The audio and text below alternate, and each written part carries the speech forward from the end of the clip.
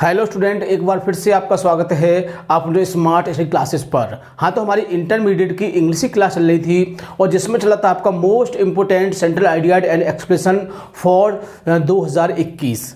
यानी कहें तो ये बहुत ही महत्वपूर्ण टॉपिक है और आपके एग्ज़ाम में कहा जाए तो बहुत ही अच्छे मार्क्स का आता है, यानी केवल 17 नंबर का आता है। तो देखो, हम इस एक वीडियो के माध्यम से ही 17 नंबर पक्के कर सकते हैं। वो कैसे, वो आपको वीडियो को पूरा देखने के बाद पता चलेगा, इसलिए वीडियो को पूरा देखना है, बिल्कुल भी स्किप नहीं करना है। तो आज का हम चौथा पार्ट आपको प्रोवाइड करने जा रहे हैं, यानी कि जो आपकी पोएम है वो है लेमेंट। क्या है? एलिमेंट, और जिसे पीवी शैली ने लिखा है। बहुत ही अच्छी पोएम है और हो सकता है कि सन 2021 में आपको ये देखने को मिले, इसीलिए इसको आपको बहुत ही अच्छी तरह से तैयार करना है। तो देखो, हम आपको बता चुके हैं कि यदि आपने सेंट्रल आइडिया याद कर लिया है, यदि आपने एक्सप्लेनेशन याद कर लिया है अच्छी तरह से, तो आप सेंट्रल आइडिया बहुत ही अच्छी तरह से बना सकते हैं, जिसको हम आपको बहुत ही अच्छी तरह से बताएंगे। ठीक है, इसलिए वीडियो को पूरा देखना है, बिल्कुल भी स्किप करना है नहीं करना है, नहीं तो बहुत सारे महत्वपूर्ण बिंदु आपसे छूट जाएंगे। ठीक है, तो ज़्यादा समय ना वेस्ट करते हुए चलते हैं अपने टॉपिक की ओर।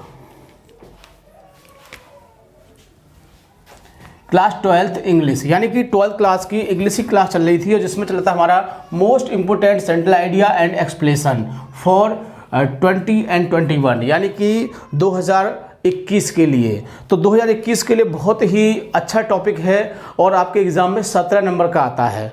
तो देखो, सबसे मुख्य बात क्या होती है कि हम स्टेंजा को किस तरह से पहचानेंगे। तो देखो, हमने प्रत्येक स्टेंजा को आपको बहुत ही अच्छी तरह से पढ़ाया था, समझाया था, उसकी पहचान भी बताई थी। बट मैं यहाँ पर इसको डिटेल में डिस्कस नहीं करूँगा, नहीं तो वीडियो काफ़ी लंबा हो जाएगा। इसलिए मैं आपको इसको शॉर्ट में इसकी पहचान बताऊँगा, जिससे कि आप इसको पहचान सकें और लिख सकें। और इसके साथ साथ मैं आपको ये बताऊंगा कि आप एक्सप्लेनेशन के बेस पर ही किस तरह सेंट्रल आइडिया बना सकते हैं और एग्जाम में इसको लिख सकते हैं।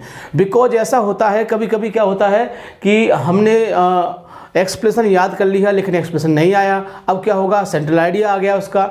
तो देखो, आप यदि हमारी ट्रिक को याद रखोगे तो बहुत ही अच्छी तरह से क्वेश्चन को अटेम्प्ट कर सकते हैं। तो देखिए, स्टार्ट करते हैं। तो देखो, इस पोएम में केवल आपके जो पोएम नंबर 4 है आपकी, केवल आपके 2 ही स्टैंजा हैं। पहला है ओ वर्ल्ड, ओ लाइफ, ओ टाइम। यदि आपने इन 3 वर्डों को याद कर लिया तो बहुत ही आसानी से पहचान सकते हो, ओ वर्ल्ड, ओ लाइफ, ओ टाइम।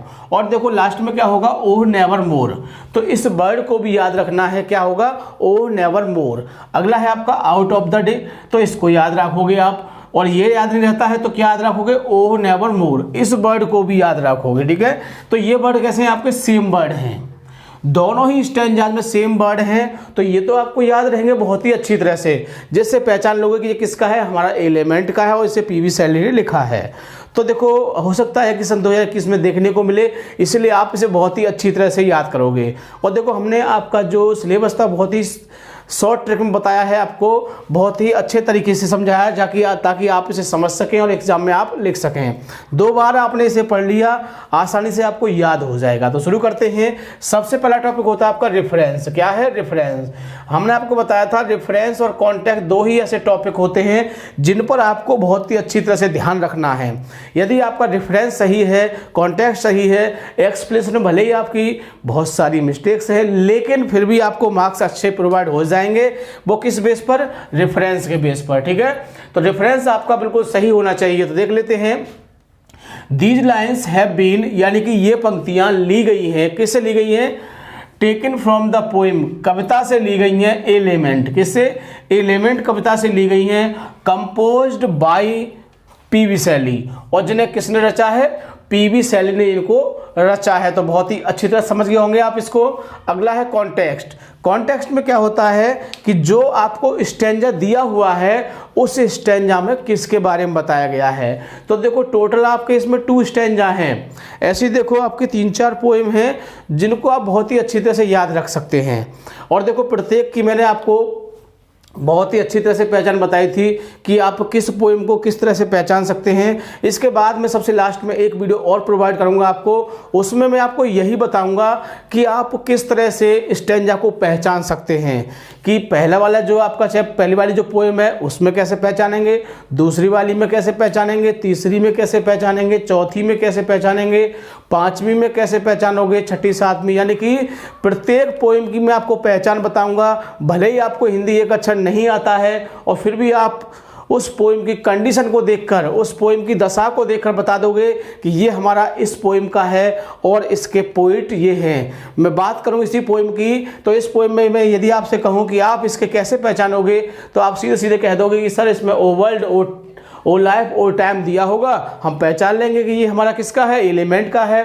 और दूसरी बात, अगर हम इसको भी भूल जाते हैं तो हम इस वर्ड को कभी नहीं भूलेंगे, ओ नेवर मोर। क्या है, ओ नेवर मोर, ये दोनों के लास्ट में दिया हुआ है। तो ये छोटा सा वर्ड तो आपको याद रहेगा, जिससे कि आप पहचान सकते हैं कि ये हमारा एलिमेंट का है। ठीक है, तो बहुत ही आसानी से इसको पहचान लोगे।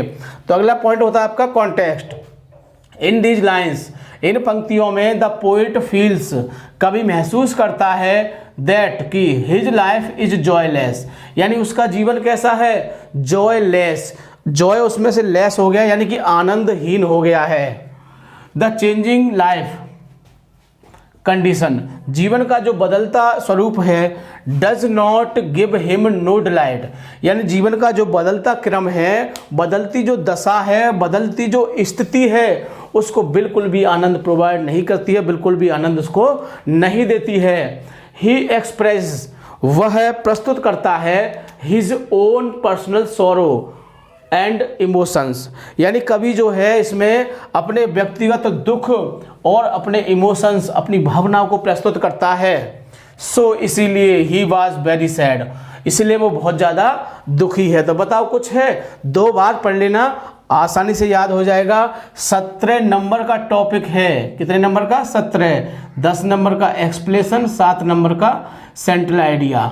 अगर ये छोटा सा बोर्ड जो लिखा हुआ है और यदि आपने इसको अच्छी तरह से याद कर लिया, मैं गारंटी दे रहा हूँ आपके 17 नंबर कहीं नहीं गए। ठीक है ना। अगला टॉपिक होता है एक्सप्लेनेशन। क्या होता है, एक्सप्लेनेशन को हम व्याख्या बोलते हैं। तो व्याख्या को अच्छी तरह से याद करना है। जैसे द पोइट शोज, कवि दिखाता है, दैट मीन्स की the worldly life is according to time, यानी कि जो सांसारिक जीवन है वो समय के अनुसार चलता है। किसके अनुसार चलता है, समय के अनुसार। यानी जो सांसारिक जीवन है, संसार में जो जीवन चल रहा है वो किसके अनुसार चल रहा है, समय के अनुसार चल रहा है। कभी अच्छा समय है तो कभी बुरा समय है, कभी किसी का बड़ी और ज़्यादा अच्छा समय है, और समय बीतता जा रहा है, लाइफ भी बीतता जा रहा है। ही सेज, वह कहता है, दैट की देयर वाज ए टाइम, यानी कि एक समय था, देर वाज एक समय था, वैन माने जब, the world was full of charm, यानी कि पूरा जो संसार था वो आकर्षण से भरा हुआ था। कवि कह रहा है कि जो पूरा संसार किससे भरा हुआ था, आकर्षण से भरा हुआ था। बट लेकिन द टाइम हैज पास्ट, समय बीत चुका है अभी। नाउ द पोएट फील्स, कवि अब महसूस करता है, that death is approaching him slowly, यानी जो मृत्यु है, जो डेथ है, मृत्यु है, वो अप्रोचिंग मतलब पहुंचना, जो धीरे धीरे उसके पास पहुंच रही है। So his legs are trembling, इसीलिए उसकी जो टांगें हैं वो कांप रही हैं। विद वीकनेस, किससे, कमजोरी से। एंड हिज यूथ, और उसकी जो युवावस्था है, विल नेवर कम बैक, वापस लौट के नहीं आ सकती है। And Joy has left him, और जो आनंद है, जो जॉय है, वो उसको छोड़ चुका है। एंड द स्प्रिंग, जो बसंत का मौसम होता है, समर गर्मी का मौसम होता है।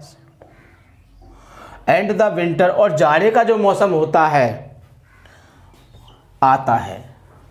जब गर्मी का मौसम, बसंत का मौसम, जाड़े का मौसम आता है, it does not give him no delight, इससे इसको बिल्कुल भी आनंद नहीं मिलता है। नहीं तो देखा जाता है कि जब बसंत का मौसम आता है तो कितना अच्छा लगता है, गर्मी का मौसम आता है बहुत अच्छा लगता है, जाड़े का मौसम और भी अच्छा लगता है, लेकिन अब इसमें इसको बिल्कुल भी आनंद नहीं है। एंड जॉय एंड, यानी कि आनंद और हैप्पीनेस खुशियाँ और अच्छाई will never return in his life again, यानी कि जो अच्छाइयाँ हैं, जो खुशियाँ हैं, वो उसके जीवन में फिर से दोबारा कभी लौट के नहीं आएंगी। क्यों?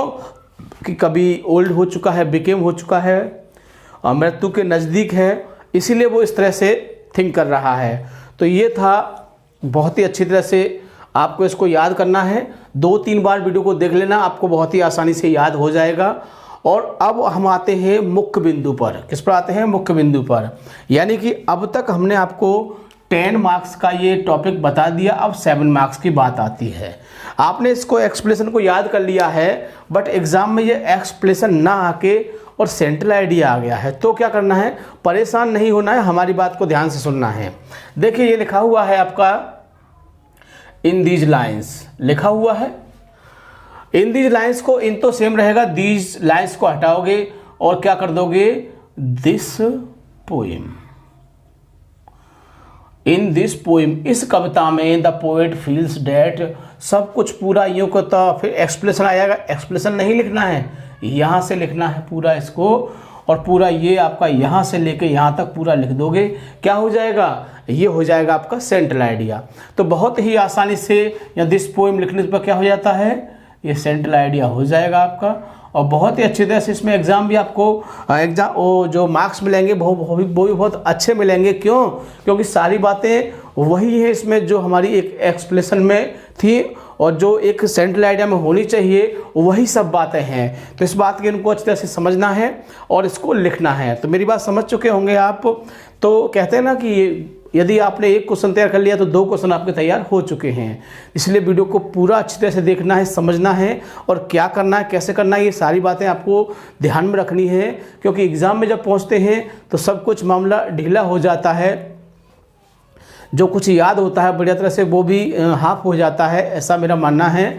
इसलिए आपको बहुत ही अच्छी तरह से और बिल्कुल आपको परेशान नहीं होना है, अच्छी तरह से याद करके जाना है ताकि पूरा लिख सको और अच्छे मार्क्स गेन कर सकें। ठीक है, तो वीडियो को पूरा देखना है। सबसे खास बात, वीडियो को लाइक या शेयर करना नहीं भूलना है ताकि और भी विद्यार्थी इससे फ़ायदा उठा सकें। ठीक है, थैंक यू। जय हिंद, जय भारत।